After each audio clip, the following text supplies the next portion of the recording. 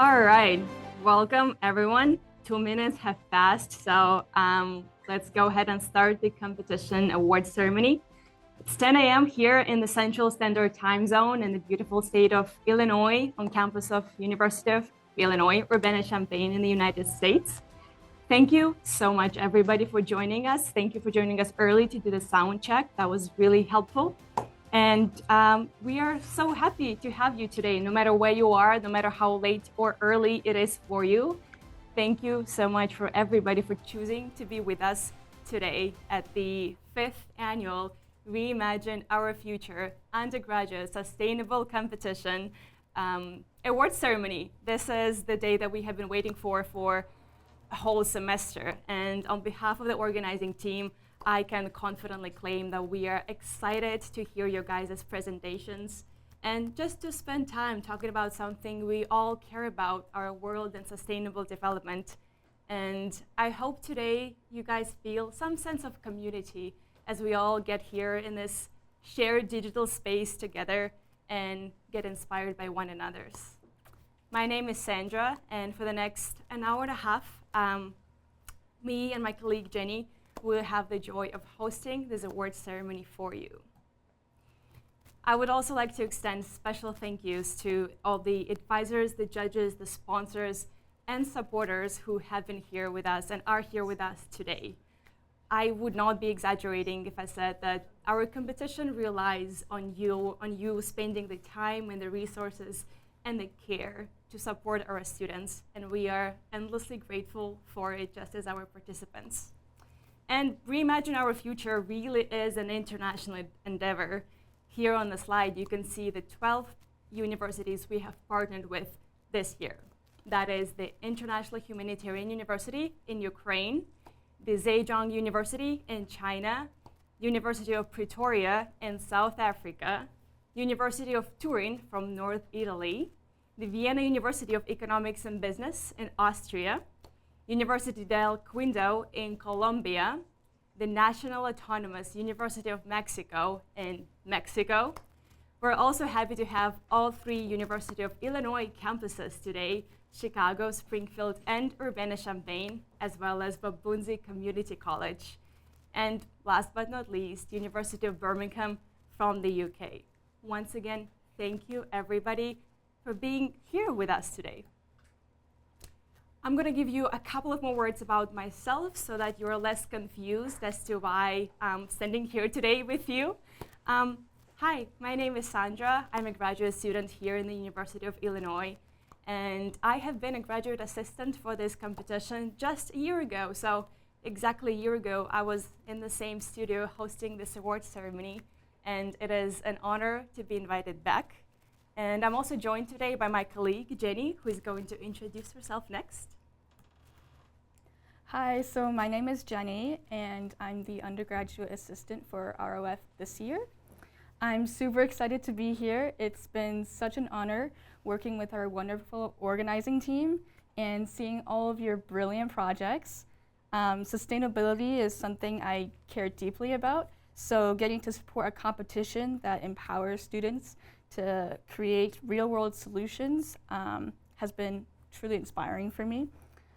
So a little bit about me. I'm a junior majoring in molecular and cellular biology at UIUC.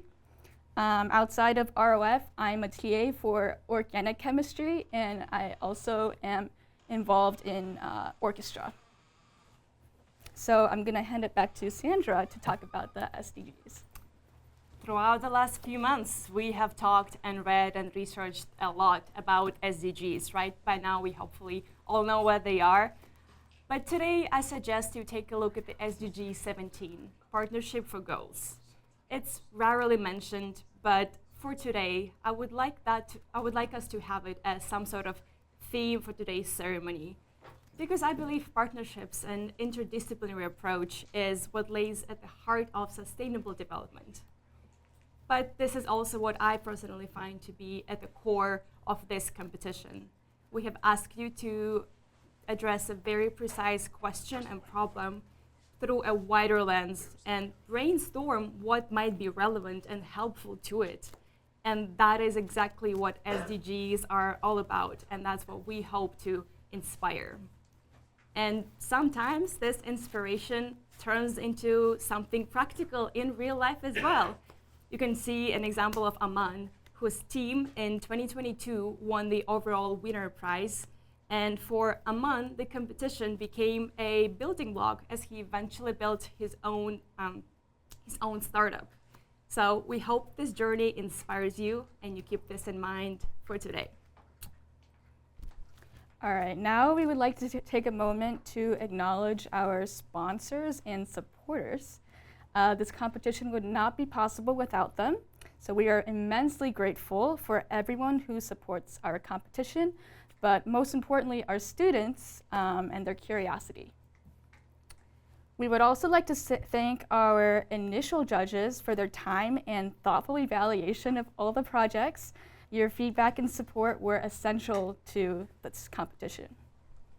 And another round of virtual applause is in place for our specialist advisors and institution contacts. It was wonderful seeing the students and advisors work together and share a commitment to sustainability, even from different universities. And of course, a heartfelt thank you to our finalist judges who took time out of their busy schedules to share their expertise with us and the students. Now back to Sandra to introduce our organizing team.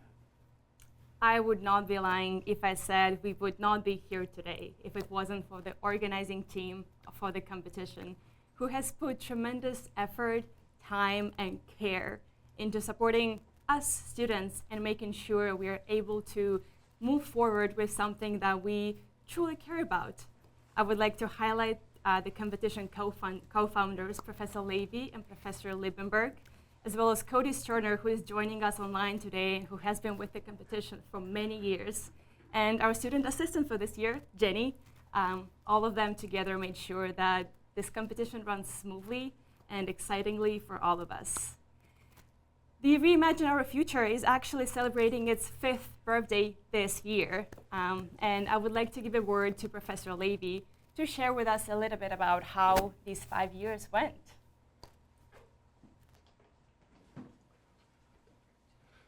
Well, thank you, and I'm sorry for my hoarse voice. We are proud to celebrate 5 years of Reimagine Our Future. The organizing committee is especially grateful to the judges, faculty, advisors, sponsors, and supporters who have been with us from the launch.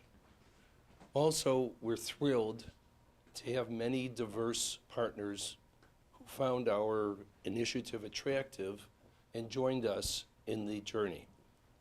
We're celebrating a wonderful community that encourages undergraduates to relate to real-world challenges and develop sustainability innovations. But our greatest excitement is for the hundreds of students around the world who have participated in the 5 competitions. They contributed their innovations and efforts to help make our world sustainable and have inspired us all. Special recognition goes to Professor Leon Liebenberg. Throughout the years, he brought amazing energy, expertise, and enthusiasm. Thank you to all participants and friends over the past 5 years, and let's continue to advance sustainability. Thank you. Thank you, Professor Levy. I am incredibly happy to have been a part of this team and to still be here. And yeah, let's celebrate. Let's do the round of virtual applause for everybody involved in this competition for many, many years. And on that note, we are getting really close to your presentations. Just as a reminder, these are the 4 pillars that were used to evaluate by our volunteer judges on each fact sheet. If you would like to review them again, feel free to go ahead to our website, herox.com/reimagine2025. We are not going to go over these right now for the sake of time. And now it is finally time to share what you guys have been working on this whole fall semester. I'm going to share a little bit of logistics so we're all on the same page about this. So the finalists will be presenting in the alphabetical order of their team leaders' last names. You should be able to see the full order in the comments in the chat. Let us know if you don't have that. We are happy to send it to you again. We have your slides ready, so whenever you would like us to move to the next slide, you can say next slide, or you can make a pause, and then we will move the slide depending on the context. So we've done this before. This is totally doable and not scary, guys, so don't worry too much about it. And feel free to correct me if any of the slides are wrong. I would like to kindly ask you to limit your presentations to 3 minutes each. That is because we have a lot of you guys presenting today, and we want to be respectful of everybody's time. Also, please don't forget to unmute yourself when you're presenting. We kindly ask you to put your camera on as well, so this feels like a more shared community and environment. Feel free to leave your cameras on for the whole presentation as well. And do you guys have any questions at this point for us? All right, if any questions arise, any problems, any tech problems, let us know in the chat. We are monitoring that as well. And if there are no questions at this point, I would like to welcome the first team to present, and that is Anastasia Alvud's team with Anastasia herself, Ksenia, and Anastasia Lichna, sharing with us their ideas on the animal and ecology problems in Ukraine. Go ahead, guys. Hello everyone, we're very grateful and thankful for having us. So yes, in our topic, the silent victims, animals and ecology in Ukraine's war. So let us start. This slide describe the main environmental and animal impacts of the war in Ukraine. It shows that forests, fields, and wetlands are being damaged, which causes many plants and animals to disappear. Pollution from explosions, fires, and broken infrastructure makes the soil and water unsafe and harms whole ecosystems. For animals, the war leads to many being left behind when people escape, the loss of veterinary clinics, not enough food and clean water, and a higher risk of disease because of stress and overcrowding. In general, both wild and domestic animals are in serious danger. Next slide, please. Thank you. This slide describes how different systems work together to support animals during the conflict, and funding comes from international grants, global donations, and corporate partners that supply food, medicine, and transportation. And organizations include local rescue groups that save and treat animals, international NGOs that provide veterinary aid and monitor environmental damage, and government agencies, and researchers who evaluate ecological risks and plan restorations. And logistics rely on mobile veterinary units, evacuation routes, temporary shelters, and the use of drones and satellite data to monitor affected areas, a shared digital platform that helps coordinate volunteers, track rescued animals, and manage distribution to supplies efficiently. So next slide, please. The final slide presents a detailed solution and a financial plan to address the crisis. Each for animal aid centers and deploying 8 mobile veterinary clinics. The budget includes investments in modern technologies such as drones, GPS, telemedicine systems, and databases, along with 3D printed prosthetics for injured animals, staff sailors, and essential supplies. In conclusion, the Paw of Hope project aims to rescue animals, provide medical care, vaccination, and evacuation. It includes a 24/7 hotline, a chatbot for reporting injured animals, and digital profiles with geolocation and treatment updates to improve coordination between rescuers and veterinarians. Thank you for your attention. Thank you. All right, thank you, team. That was a wonderful presentation, and you bring up a perhaps underlooked problem with an interesting solution take on it. So thank you guys for taking the time to research this and present that to us. And up next, we have the team of Andrea Arias Diaz and Ricardo Robles Flores sharing with us the power of the water lilies. Go ahead, guys, unmute yourself and feel free to present. Thank you so much. Good morning, everyone. We are Andrea and Ricardo from the Faculty of Chemistry at UNAM, and today we would like to talk you a little bit about Xochimilco. In case you didn't know, it is one of the main water bodies located in Mexico City that is widely recognized for its historical, cultural, and ecological value as a principal source of income for the local communities. If you can see the picture in the bottom left, it is a picture of a trajinera, and probably it is one of the most representative elements of this place. And for many decades, they have served as a way for tourists to enjoy the canals, but also as an important means of transportation for the people who live there. Next slide, please. Thank you. Xochimilco faced two main challenges. The first come from the contamination water entering the canals through clandestine water discharge, which contains organic pollution and heavy metals. Additionally, tourism and agricultural waste aggravate the contamination problem. Another main issue is that the water lilies, originally introduced for a beautification purpose, has become an invasive species due to its accelerated reproduction, with decreased oxygen levels and altered aquatic ecosystems.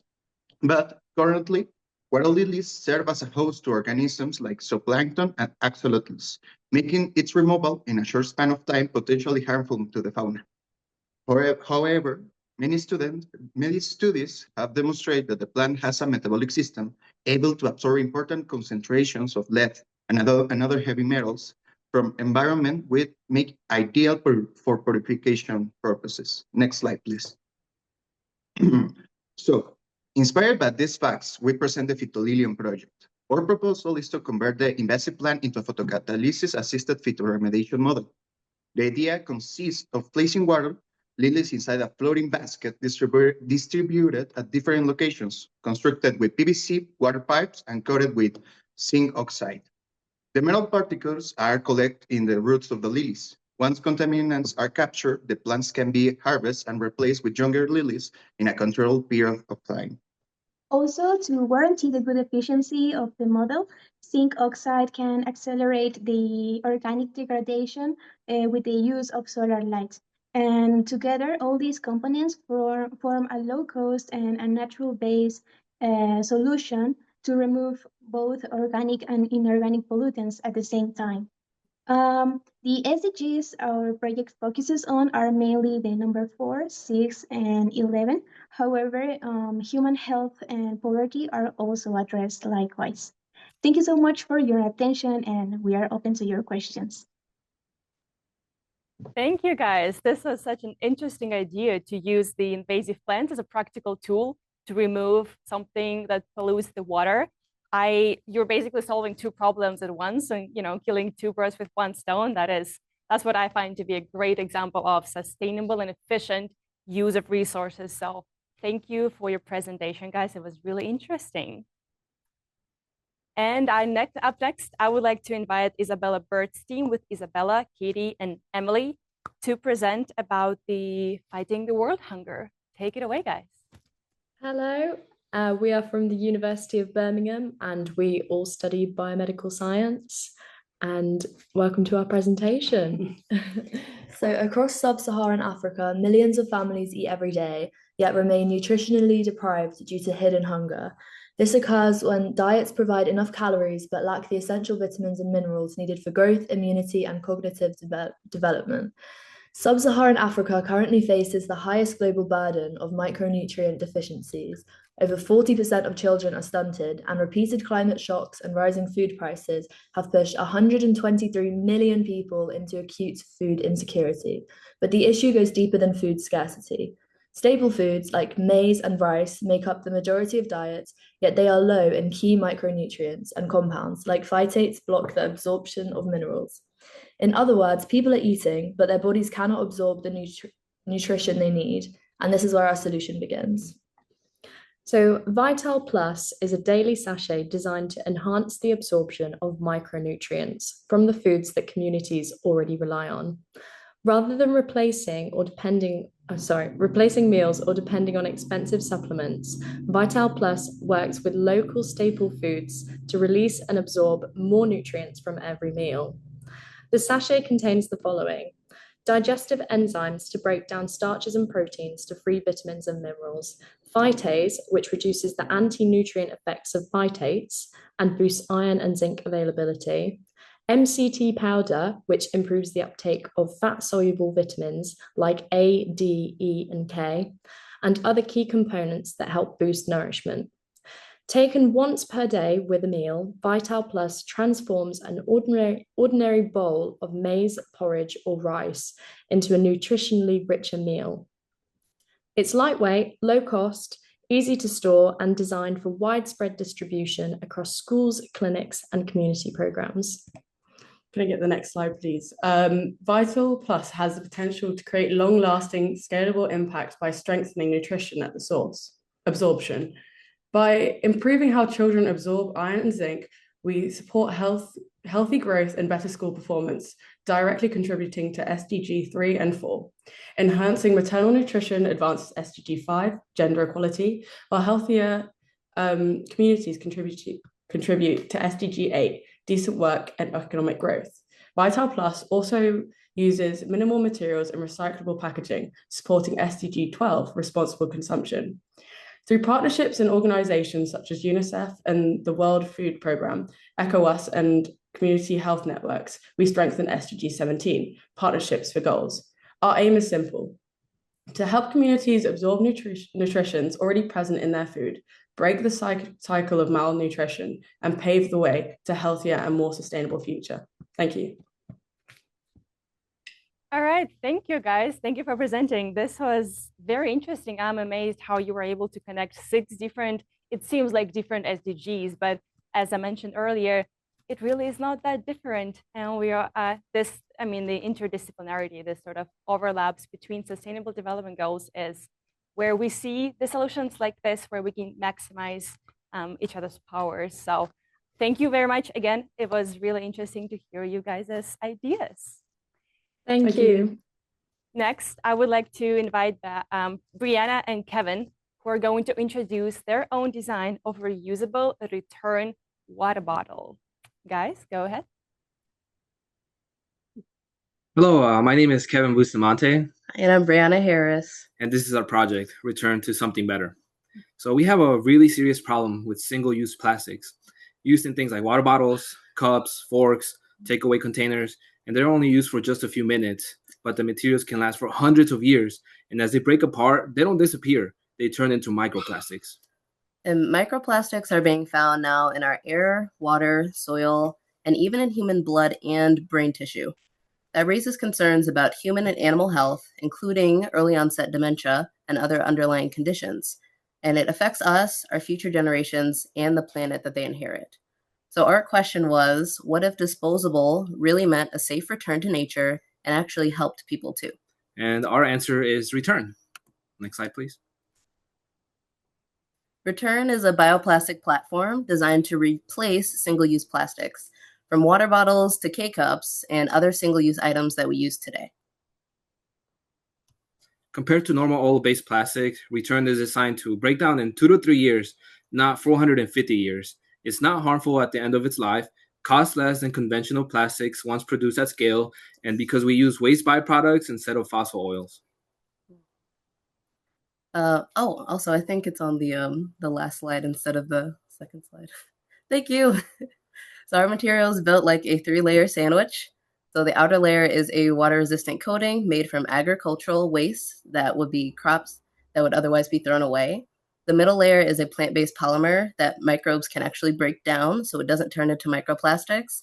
And the inner component is a natural plasticizer made from industrial waste, which keeps the material flexible instead of brittle. And because our design, backed by our chemistry, meets 3 criteria. It's bio-based, biodegradable, and it's non-toxic.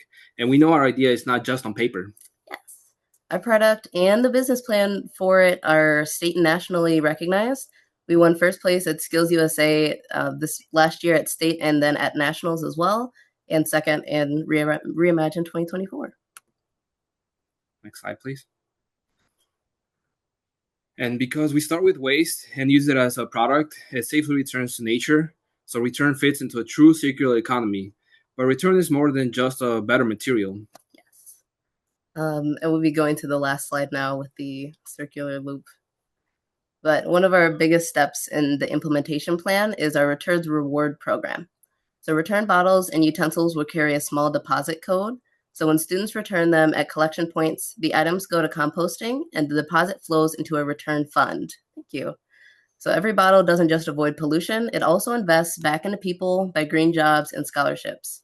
So we plan to pilot the return in our home college first, and we'll track single-use items that we replace, plastic we avoid, and how much money we generate for jobs and scholarships. And then the same model can be scaled to other colleges and networks. In short, Biolution's return turns waste into short-life bioplastic and everyday habits into a small engine for healthier brains, cleaner ecosystems, and more opportunities for students and people. It's time to return to something better. Thank you. Thank you. All right, thank you guys. Apologize for the slide mix-up. They were in the incorrect order, so good job on figuring it out, guys. It's great to see you back. It's really nice to see you guys implementing the feedback that you have received from last year. Thank you once again for participation, and congratulations on growing this project even further. Up next, Matthew Kwong team of Matthew, Aiza, Amina, Arushi, Kaushal, Lionel, and Andrew and Adi are going to share their research on improving healthcare through solar drones. And I apologize if I mixed up your name, guys. Hi, everybody. We're Inspire from the University of Illinois. Thank you for having us today. Our proposal is called Healthcare Through Solar Drones, with a mission in delivering life-saving medical care to the world's most isolated communities. Half the world's population lives in remote areas with limited healthcare access, while most medical facilities and workers remain concentrated in urban areas. As a result, vaccination rates in remote regions are drastically lower, and families often face long, costly journeys. For instance, a 7-hour round trip and 10 to 12 days of wages are required for rural people in Sierra Leone just to reach a nearby vaccine center. Weak rural infrastructure and unreliable transport mean supplies frequently arrive late, damaged, or not at all. Together, these challenges expose a critical gap in safe, timely medical delivery, one that urgently requires an innovative solution. Next slide, please.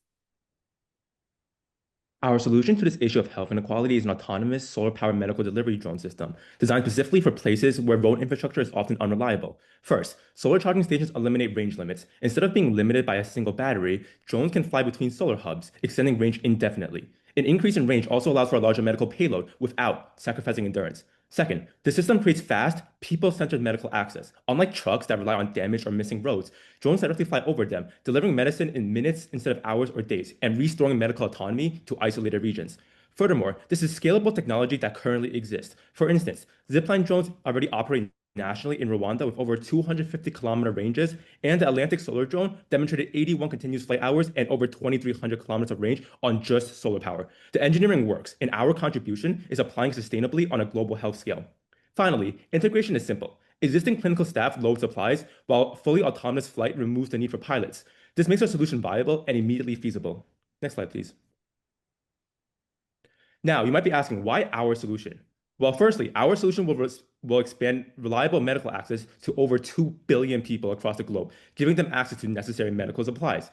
Instead of isolated areas often have to wait weeks to receive care, if at all. Urgently delivering medical necessities in situations such as trauma, childbirth, and disasters allows our solution to nearly triple survival rates, thus reducing this global health inequality by ensuring everyone has the same medical access and addressing SDGs 9 and 10.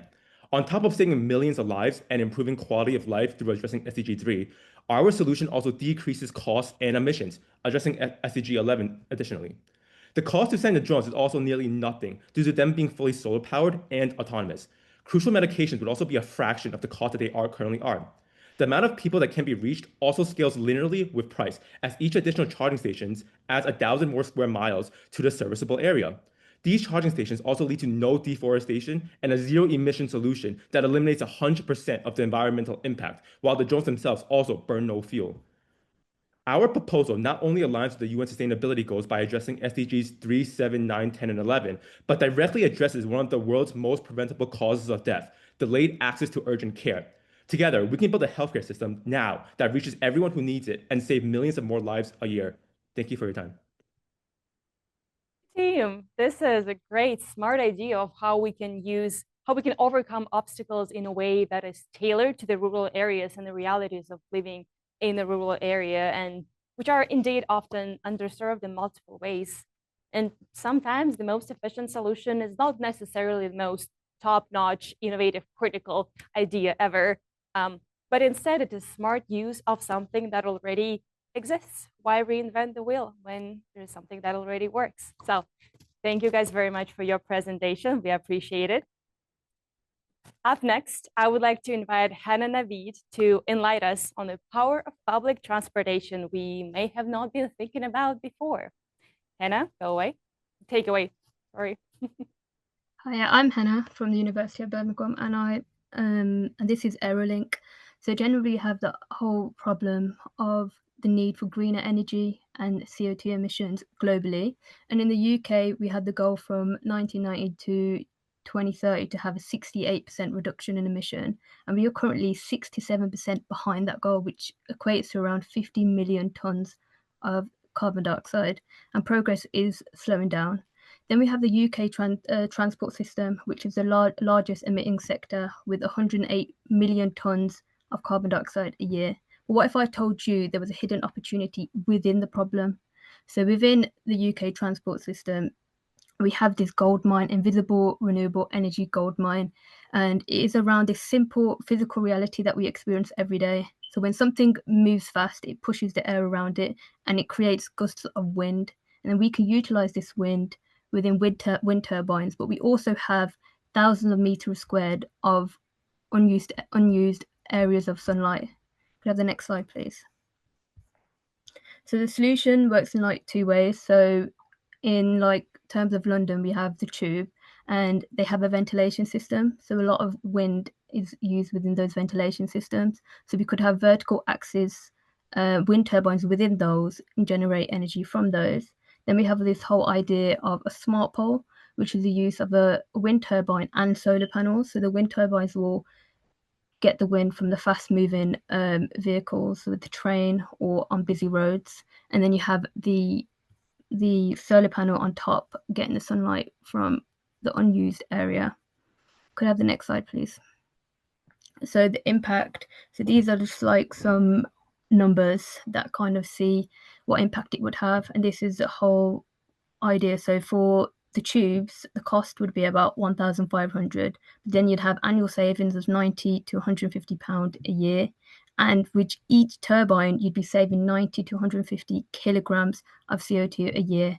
And then you'd have 7 to 8 years of free energy after return of investment. And similarly with the smart poles, it's cost about 4,000, savings of 250 to 30 pound a year, and over 350 kg of CO2 avoided a year.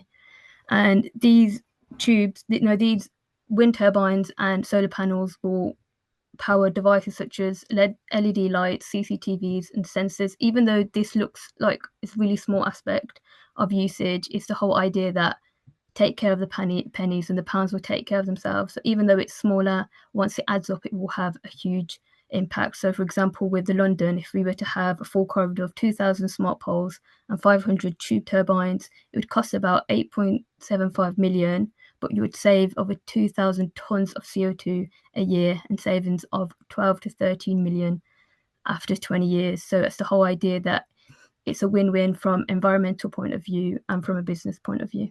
Thank you. Thank you, Hannah. I don't know about you guys here on the call with us, but I have never thought about this. I think this is a very interesting creative take on something that many of us are relatively familiar with, but almost are too familiar to even think about how we can reimagine something that, the tube that goes back and forth every day. Thank you very much once again, Hannah, for presenting. Up next, I would like to invite Trisha, AJ, and Caitlin to introduce to us their project on how we can move from contamination to socio-ecological restoration. Take it away, guys. Hi everyone, we are the 5th and Health Collective, focusing on revitalizing brownfield sites nationwide. These toxic leachacies harm ecosystems, limit land use, and disproportionately are affecting lower income neighborhoods. Our proposal targets the 3.5-acre former gas plant at 5th and Hill in Champaign, Illinois, impacting nearby residents. It balances social and environmental SDGs like good health, well-being, sustainable cities, responsible consumption, and life on land by restoring ecology and promoting equity through accessible spaces, community engagement, and education for residents, and improve health. We'll transform the site into a productive landscape by implementing fire remediation gardens, trails, education installations, and participatory programs, combining proven restoration techniques with community-driven design, ensuring ownership and stewardship, benefiting neighborhoods, ecosystems, students, and the broader Urbana-Champaign community. For the next slide, I'll pass it on to Trisha for funding and challenges. Thanks, Caitlin. While we believe that our project will help connect a community, we also understand that this creates several current unknowns for funding and challenges. I'm going to start with a quick overview of our proposed timeline. The first phase will focus on engaging the community. Phase 2 is focused on designing and planning. Phase 3 will break ground on the site to prepare for Phase 4, which is the photoremediation. In Phase 5, educational and recreational development will be added on, leading us to the final phase where we hope to have long-term monitoring and stewardship for the site. When looking at the unknowns, the biggest challenge that we face is funding. Currently, our group has applied for funding with the Student Sustainability Committee on the UIUC campus. When we applied, we estimated our cost would land around $7,200. This would include vegetation, costs for soil testing, and supplies for the volunteers. Additionally, while we are still waiting to hear back from the committee, we've also looked into other avenues for funding with Illinois EPA, US EPA, and the MacArthur Foundation. Other risks we've identified are the time constraints for the growing season and tending to the plants while they're young, continuing to engage and get support from the community while still making sure that our funding can continue for the entire duration of the project. Finally, some other challenges we've identified: we're continuing to test the soil from the previous contamination, creating a landscape that's cohesive with the infrastructure already in place, and ensuring that there are equitable benefits for all members of the community. Now I'll be passing off the final slide to AJ. Thank you, Tricia. Now, transitioning into our feasibility, our project is feasible in the ways of how it's scalable and reasonable to do. From our research, we identified people that would be major assets concerning our project. We contacted the Champaign County Health and Care Consumers and a professor of environmental engineering at the University of Illinois, Vishal Verma, who worked on the contaminant analysis of the site previously.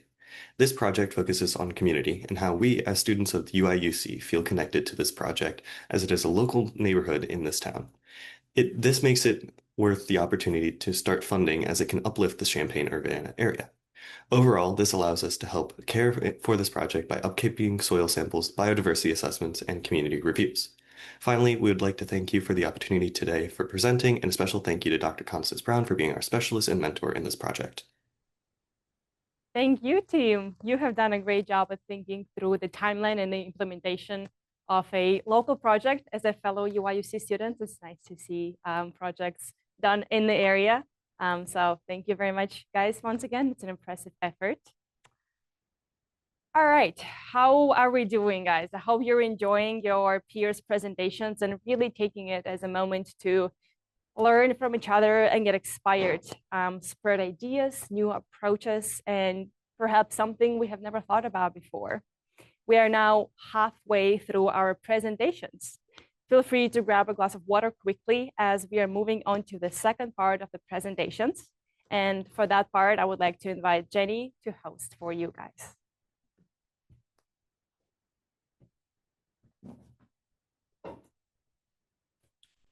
All right, hi guys. I hope we are ready to move on to our next finalist, which is Angel Ofori and Monfo's team from the University of Birmingham, with team members Victory, Alahor, Lucas.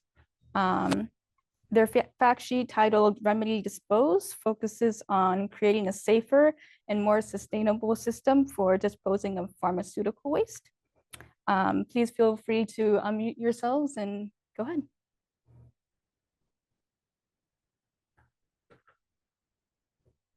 Hi, I'm Ella. The problem we're tackling at Remedy is environmental damage caused by improper disposal of unused and expired medicines. The NHS loses approximately 3 million annually on medication waste, 90 million attributed to unused or expired medication.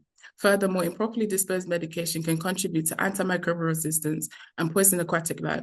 A survey we conducted on students at UAB University found that people are more likely to dispose of their medication in general ways than to use existing medicine return schemes in the UK.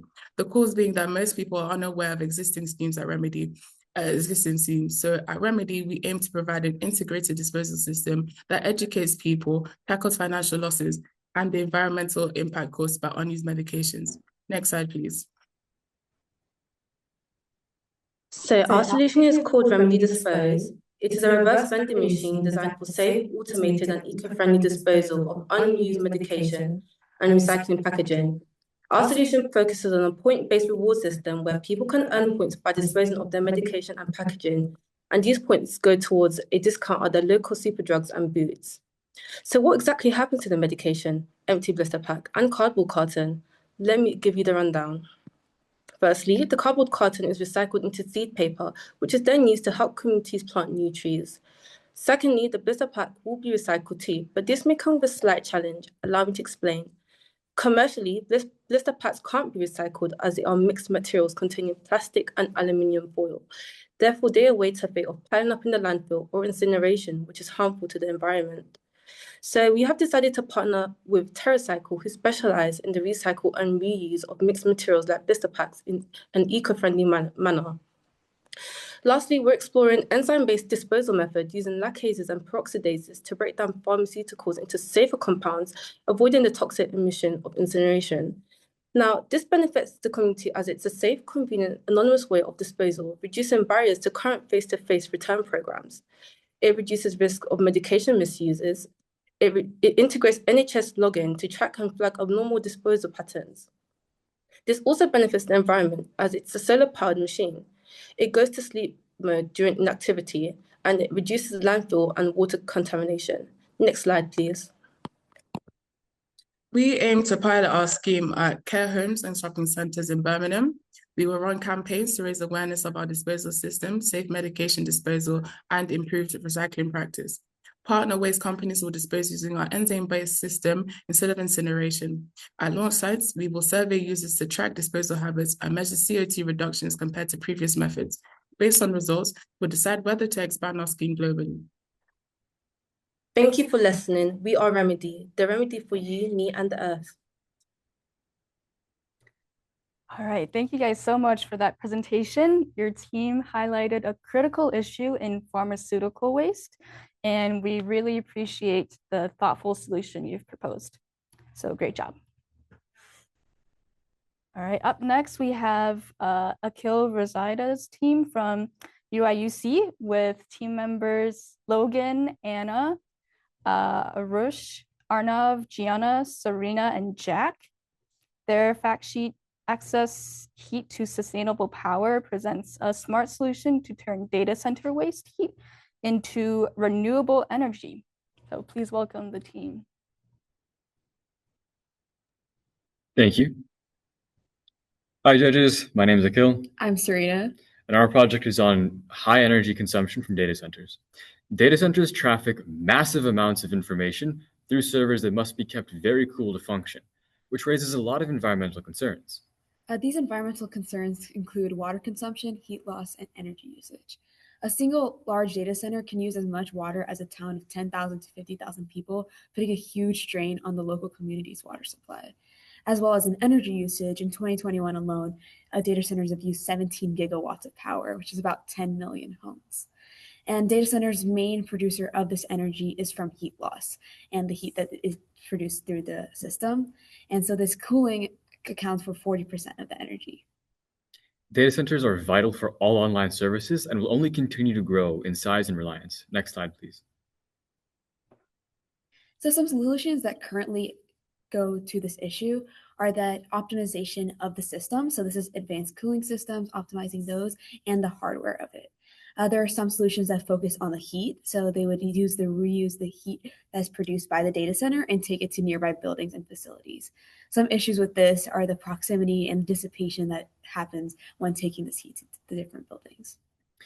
Other recapture methods are incredibly harmful to the environment and are generally low yielding, resulting in very little use in practice. Our solution uses a new environmentally safe chemical to process the extra heat and convert it into usable energy. The organic Rankine cycle we use with a solar thermal boost generates energy from the waste heat in the water, lowering the total amount of energy needed to run the center. The cycle also ensures that all water is reused, drastically reducing the cost to companies, surrounding towns, and the environment. Next slide, please. From this map, we can see just how many data centers there are globally, meaning that scaling our solution would make a big impact. Unfortunately, a system this new and complex will encounter challenges with very high upfront capital costs and a further need for research and development, as we aim to not only fix future data centers, but also current data centers. So the timeline for this project would be first the prototype production, then making a smaller scale pilot project before solidifying our project, and then scaling it nationally and globally. Scaling the project globally would have the most seamless implementation through partnership with large tech companies. So companies are always looking a way to save money and reduce their environmental impact, and our solution does that. Thank you. Thank you. Thank you. All right, thank you guys for that excellent presentation. Your team presented a creative and forward-thinking approach to making data centers more sustainable, and we really appreciate your work. Our next finalist is Brooke Rember's team from the University of Birmingham, with Brooke, Olivia, Neve, Phoebe, and Emily. Their fact sheet, Climate Awareness in Young People's Education, proposes an engaging curriculum to help primary school students understand climate change. Please welcome the team. Hello, good afternoon or good morning to our global friends. My name's Brooke. And I'm Phoebe, representing the team Get Warriors from the University of Birmingham. We are delighted to present our idea to you, raising climate awareness in young people's education, specifically focusing on the UK curriculum. As we all know, climate change is one of the biggest challenges we're facing in modern life, and it's imperative that we start educating our younger generation to set them up with knowledge for the future as our global leaders. It was important to focus this project on primary school children, beginning from the age of 8, because we believe embedding sustainable values into everyday life from a young age will help to produce systemic change. Our challenge stems from the fact that there's no mandatory requirement for climate school education in primary schools. 78% of children in primary schools are worried about climate change, and as such, we need education to explain what climate change is and what can be done to reduce these fears. As our PowerPoint outlines, the project covers a number of SDGs, most importantly SDG 4 and 13, as education lacks fundamentals of climate change learning, which is key to not only creating a greener future, but also strong institutions. We know that climate change affects everybody, no matter what your gender, socioeconomic background, or disability status, so we want our project to tackle all of these issues. Next slide, please. And just to note, sorry about the formatting here. As we can see by this slide, our solution centers around an online interactive booklet, and this will cover numerous aspects of sustainability, including key environmental challenges, causes, and impacts. And we're looking at everyday solutions for everyday lives. Other key solutions include Earth Non-Uniform Day to raise awareness for our planet, as well as school and local council-wide competitions, encouraging sustainable actions at school and at home. We want to focus our project by building on the PSHE curriculum involving personal, social, health and economic education in the British school curriculum. And we believe climate education is a key modern challenge that students should understand to become well-rounded members of society. Our goal is to see sustainable choices be a part of the cultural norm in everyday life. Thus, setting up future generations with sustainability as a core value, facilitating a greener future better for all. Next slide, please. We hope to develop our project over 2 years by curating the booklet and training staff about climate change, whilst collaborating with councils, governments, and NGOs to create the best outcomes possible. We have set up biannual reviews to ensure data is up to date and actively ensured booklets are fun and easy to use. Continuous monitoring will be provided in partnership by Ofsted, the UK Government School Inspectorate, as well as formative, yet fun, tests for children to see how well they are absorbing knowledge. Our solution goes further than other programmes. that have been developed before by being engaging and standardized approach, going beyond the classroom and being engaging and enthusiastic and producing an ambitious mindset towards sustainability. I hope this project highlights to you the value in empowering children and building their education, thus creating a greener future. Thank you so much for listening. Thank you. All right, thank you guys for that thoughtful presentation. Your project highlights the importance of early climate education. So well done, guys. Okay, up next, we have Zara Tariq Saeed's team from the University of Birmingham, featuring Zara, George, Shaujia, and Julia. Their fact sheet titled The Bread Bin proposes an innovative circular system that transforms wasted bread into biodegradable plastics. Take it away, guys. Hello, everyone. I'm Zara. And I'm Julia. And we are Trash and Transform. As you may see on the side of the slide, we've indicated all the SDGs covered within the presented issue of our project, which hopefully you'll be able to spot as we run through this. So food waste, oh crumbs, and a very valid exclamation to the issue. 9.52 million tons of food is wasted in the UK per year, and we found three main sectors that food waste affects. So number one, anthropogenic emissions. 1/3 of greenhouse gas emissions is contributed by the food waste industry. Number two, a large water footprint. So leading to overexploitation of water stores, impacting our third sector, biodiversity. More specifically, human-wildlife conflicts. I'm sure we've all seen birds pick out food from bins. That's a really key example. So bread, we found that bread was one of the most wasted food items in the UK, and most of this is generated by households, which is what our project aims to target. Plastic, shocker, it's bad. As we've said before, plastic can take over 100 years to degrade, and since 80% of our plastic isn't recycled or reused, we run the risk of urban runoff and microplastics entering our food streams. Next slide, please. So what is our solution? Should better be ready for this. It is bread bioplastics. So there are a lot of misconceptions surrounding current bioplastics in the industry, as they are not as sustainable as they seem. So PLAs, a starch-based bioplastic, they may be FDA approved to be used as food packaging, but it requires very specific conditions for biodegradation and does not biodegrade in marine environments. PHAs, on the other hand, do biodegrade in most natural conditions, but they are very expensive to produce, limiting their scalability. Now, I know this is sounding a little seedy, but no need to fret. We propose to tackle both the food and plastic issues through new research on a biodegradable polymer known as PHBV. This is produced in halophilic bacteria using wasted bread and seawater, reducing the costs of sterilization and supplementary nutrients used in traditional methods of bioplastic production. The advantages of using this new sustainable bioplastic surround all three pillars of sustainability: environmental, social, and economic, as seen in our Venn diagram. And also by reducing these costs and with the provision of the raw material, or the wasted bread, on our side, we hope to make this bioplastic more widespread within the plastics industry. Next slide, please. So, how do we create a new waste stream to separate household bread waste from other food or general waste? Introducing the bread bin. This is a freezer compartment with scales for people to deposit their bread scraps in return for supermarket points, such as nectar points, which can be collected and used to supplement future food shops. So the instructions of how to use the bin are on our poster, but we wanted to emphasize some key points. So education is a key factor of our bread bin.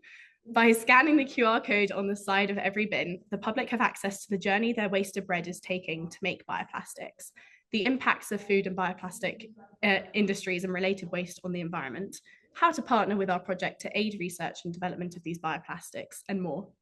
To make the bins more accessible and engaging, we plan to place the bins in areas such as community centres and supermarkets and encourage communities to get involved by decorating the bins.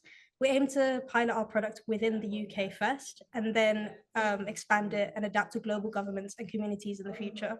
We want to end by saying a really big thank you for this opportunity, and we hope you love our idea as much as we do. Thank you. Awesome. Thank you guys for that very creative and engaging presentation. Your team offered a clever, community focused approach to tackling food waste and advancing sustainable bioplastics. So great job. Okay.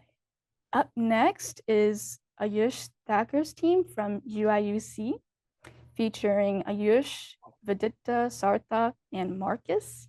Their fact sheet Heat to Harmony introduces an innovative living tile made through microbial calcium carbonate precipitation. So go ahead, guys. Hi everyone, good morning. I'm Ayush and I'm a sophomore in mechanical engineering at UIUC. Hi, and I'm Vidipta. I'm also a sophomore at UAUC, and I'm currently engineering undeclared. Presenting Heat to Harmony. Now, did you know that cities can be 18 to 27 degrees Fahrenheit cooler than nearby rural areas just because of heat absorbing urban surfaces?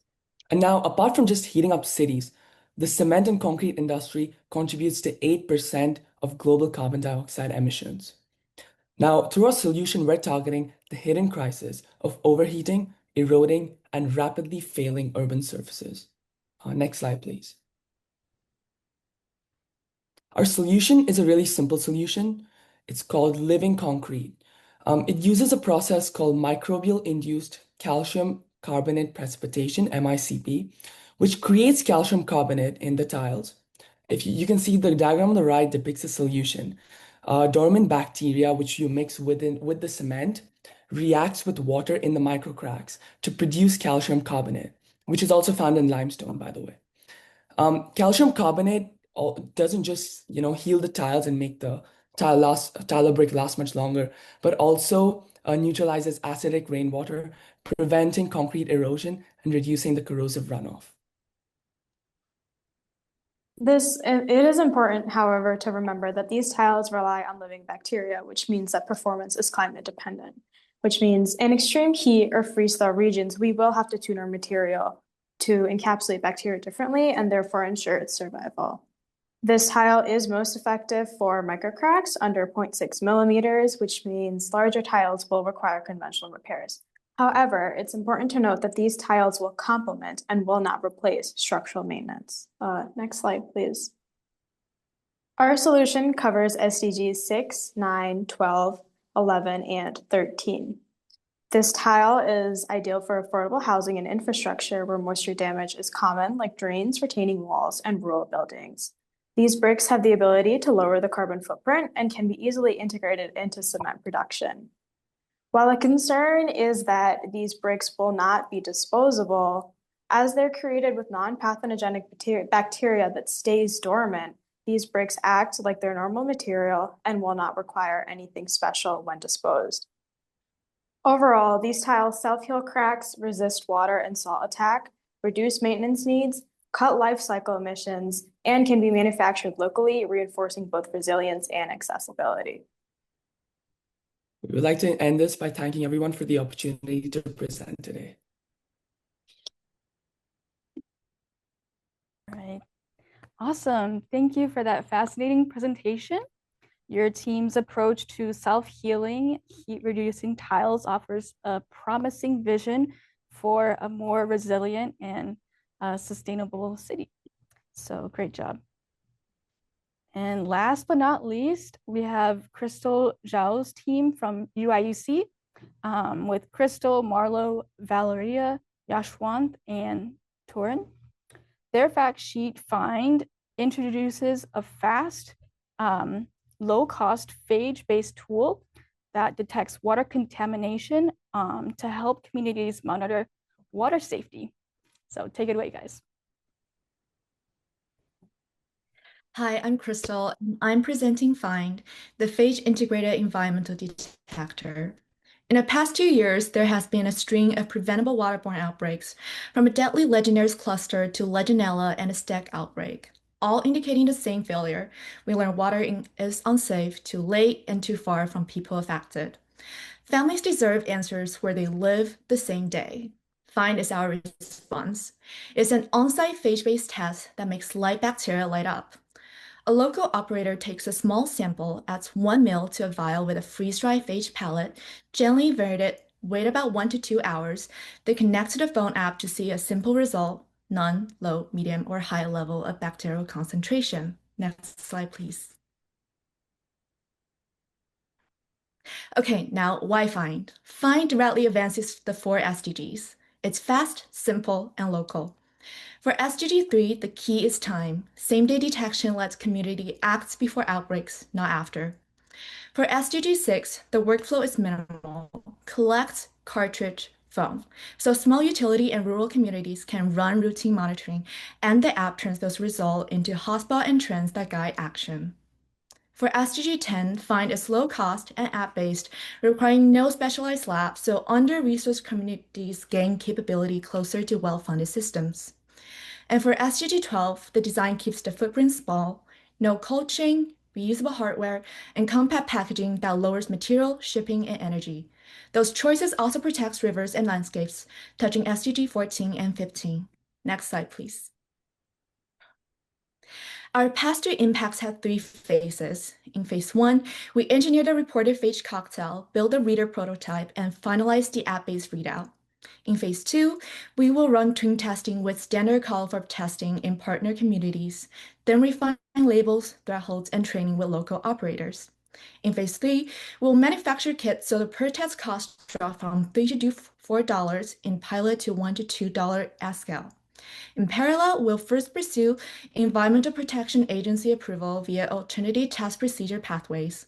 We'll then launch education and outreach programs so community could own their data and can share the summaries to public dashboard.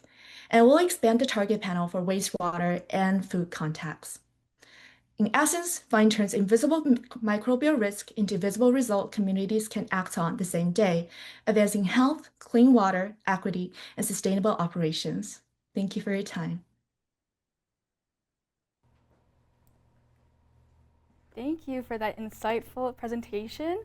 Your team's phage-based detection system offers a powerful, accessible tool for improving water quality, water safety, and supporting communities facing monitoring gaps. So great job. And now it's time for our special awards.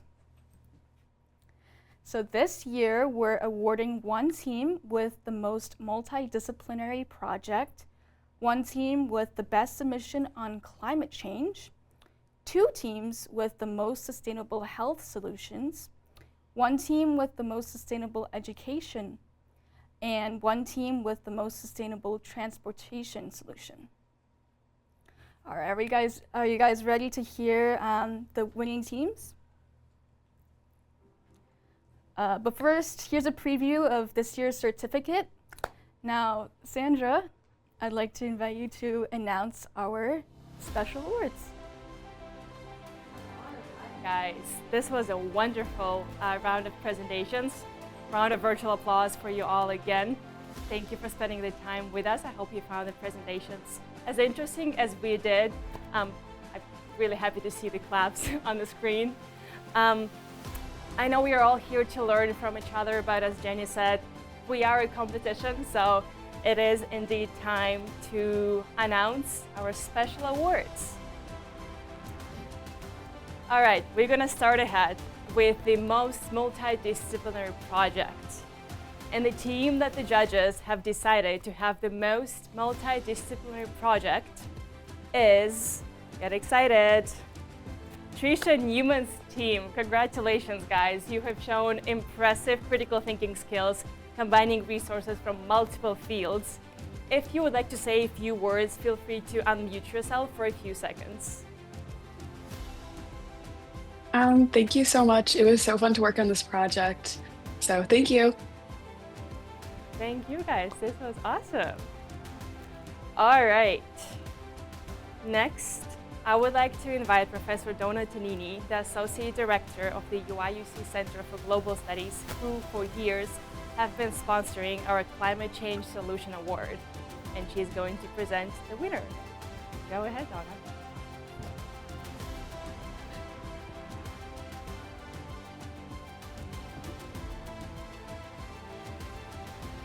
Good morning or good afternoon, wherever you are. Thank you so very much for inviting me here again to present the award for climate change. CGS has been working with the Reimagine Our Future competition for, since its inception. We have been very fortunate to have been a U.S. Department of Education designated National Resource Center for decades, and from this award we've been able to support the Reimagine Our Future competition for the past couple of years, and we also use our gift account to sponsor this next award, which is the CGS Award for Climate Change. I must admit, I have seen all of your presentations and I am endlessly inspired by your brilliance and your commitment to making the world a better place. So thank you so much for your contributions and your inspiring ideas. This year's award for the CGS Climate Change Award goes to the project Heat to Harmony, and that's by Ayush Thakur, Vidipta Roy, Sarthak Jain, and Marcus Lame. Thank you so very much for your brilliance, your contributions, and your dedication to making the world a better place. Thank you so much. Congratulations, guys. It's okay, you can keep this. If you want to say thank yous, you are more than welcome to. Yeah, this has been an amazing opportunity, so thank you so much to the whole team for getting this organized, and we're very honored to be here. Thank you. It's a pleasure to have you guys. Thank you and congratulations once again. Up next, I'm eager to invite Professor Holly Rosenkrantz, a clinical teaching associate professor at the University of Illinois, who has been also continuously sponsoring our Sustainable Health Solution Award. Holly, go ahead.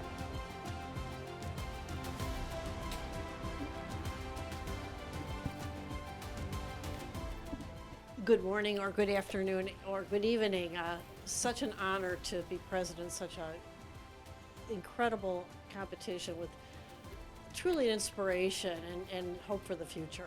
So I'm honored to sponsor 2 special awards for health solutions. Human health depends on the services and products provided by healthcare professionals, as well as individuals' behaviors, social, economic, and environmental conditions. This year, several amazing projects developed diverse innovations in healthcare services, products, and determinants. The first Health Solution Award recognizes the connections between human health and the health of animals, pets, livestock, and wildlife. Animals and ecosystems are often overlooked victims of conflict and disasters.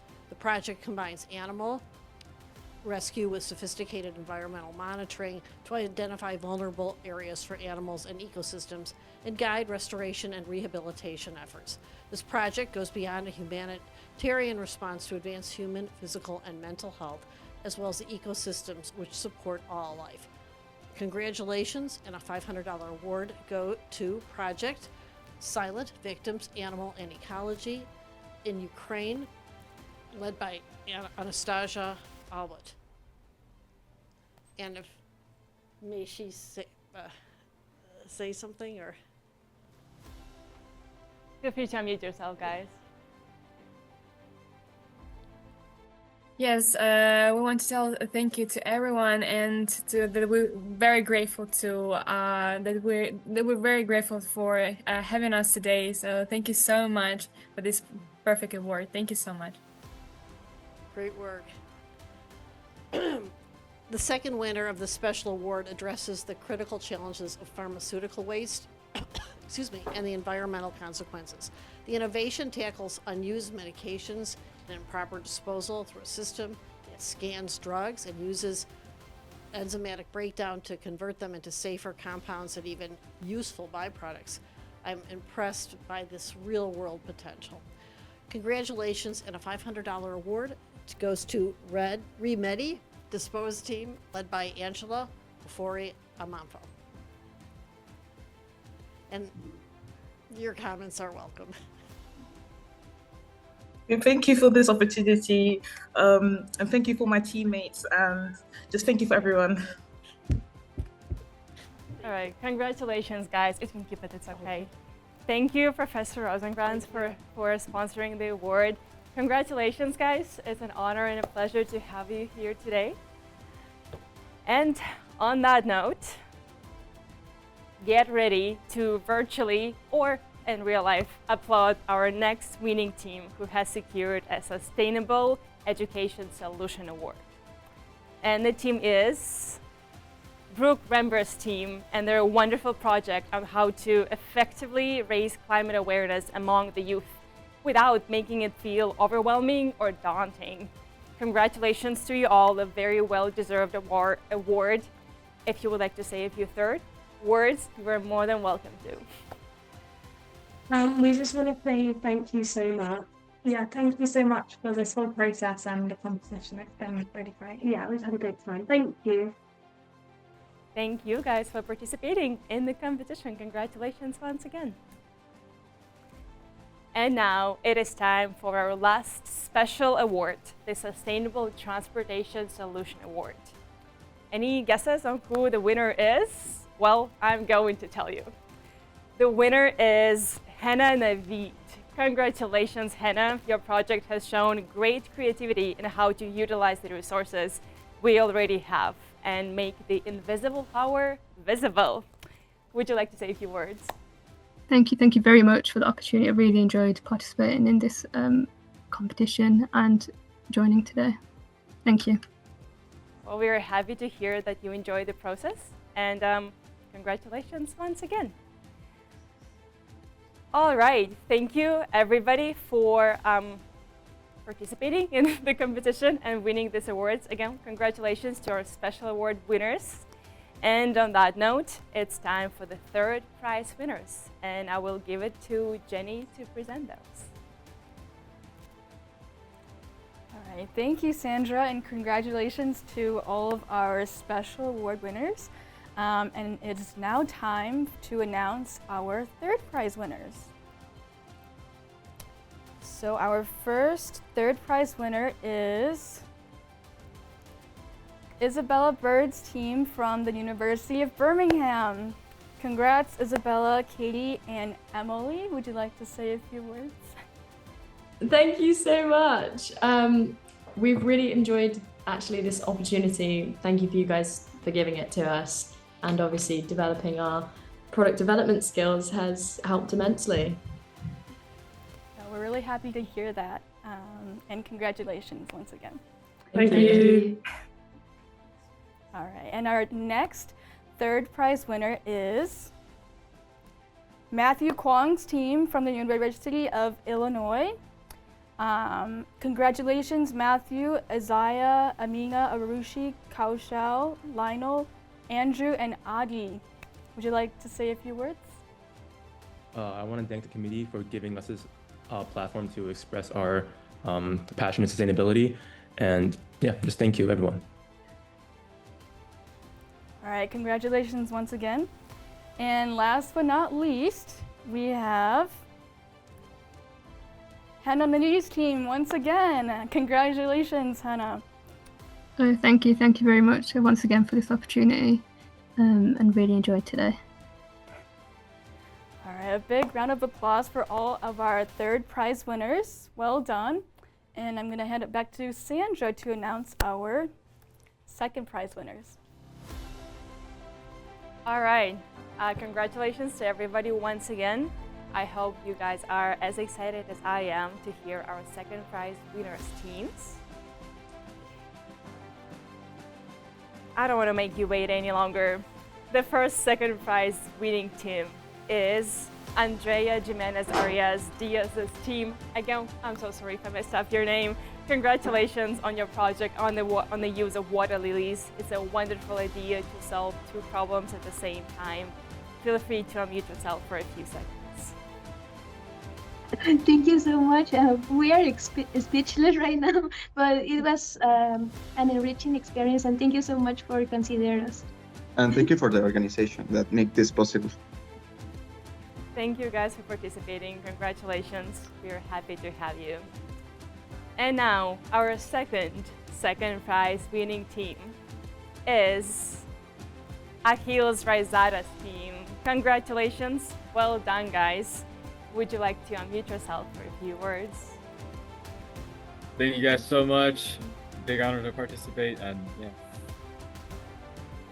Congratulations once again. You had a wonderful project. It was fun to work with you guys. And now, the moment I'm sure we all have been waiting for, the overall winning team. I'm going to give it over to Professor Levy to announce the Robert McKim Award. Well, still same cold. So, let me just take 1 minute before announcing the overall winner. The first place award is named for Professor Robert McKim of the University of Illinois in Urbana-Champaign. He imagined and helped develop the competition from 2020 until 2024. In 2020, most professors responded to COVID by working hard on virtual ways to present the same materials. Yet for Robert, thinking about the mission of universities as transformative and the global influence of higher education, this year of illness and many disproportionate socioeconomic burdens highlighted that universities must do more to focus students on sustainability. He imagined a multidisciplinary initiative that would make all students more engaged in the well-being of people and the planet today and for future generations. He sought to connect undergraduates to the many interrelated social, economic, and environmental challenges, both local and global. Robert nurtured Reimagine Our Future to spur students' creativity, insights, and enthusiasm for sustainability. We are excited to award the prize to students who exemplify Robert's values. The winner of the Robert McKim First Prize Award for $2,000 is the Phage Integrated Environmental Detector Team led by Crystal Zhao. Crystal, over to you. Okay, I just want to say this is such a fun, amazing platform. My team and we had so much fun, and I just really appreciate Corin. I literally just cannot do it without them. I appreciate everyone and all the judges and also everyone here, and I really appreciate it, and I'm very excited. Congratulations, Crystal. You and your team have done an amazing job, and we are very happy to award you this award. All right, and that is a wrap on our competition for 2025. Congratulations once again to every team who presented and won the awards today. We also would like to remind and highlight that the top 3 winning teams get to also experience the mentoring of the Professor Mike Yao from the University of Illinois in Urbana-Champaign, who will guide you guys from the identifying viable pathways on how to implement your ideas, where to find funding, and how to make them real life. So I personally know Professor Mike Yao. He's a wonderful professor, so I'm really happy that you guys will get to work with him. And on that note, that is the last slide that we have for you today. This has been a wonderful journey for 5 years, and especially for today. I hope you found today inspiring, exciting, and rewarding. And once again, you guys have done a wonderful job working on your projects in teams and independently with your supporters and professors this year. It's truly inspiring as a student to see my peers care about sustainable development and move forward with their ideas. Once again, we would like to ask you to reflect on your learnings from this competition. Think about maybe how it changed or shifted your perspective, how you can achieve things beyond your experience, what you can take away from today, your own or maybe others' ideas. Explore ways how you can take your ideas further and bring them to real life. And most importantly, stay connected. Talk and engage with your peers, the industry, the professors, and anybody in your surroundings. All together, we can do great things. And also stay up to date with us on our Instagram page. And once again, thank you for everybody for joining. It's been a pleasure hosting for you today. And Congratulations. Have a good rest of your weekend, everybody.